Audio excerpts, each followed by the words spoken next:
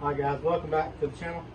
Today I'm going to show you guys how I made my bench top vice grip removable.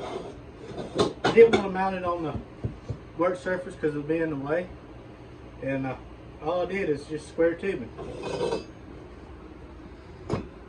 This one and these, they're two different sizes.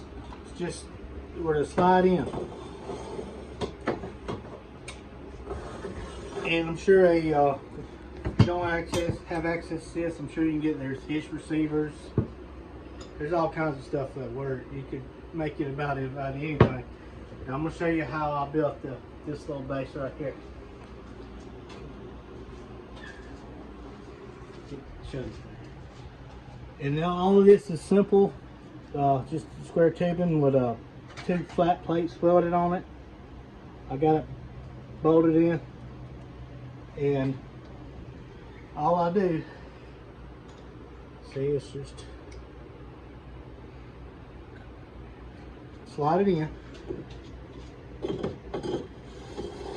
When I get where I want the pin is, put the pin.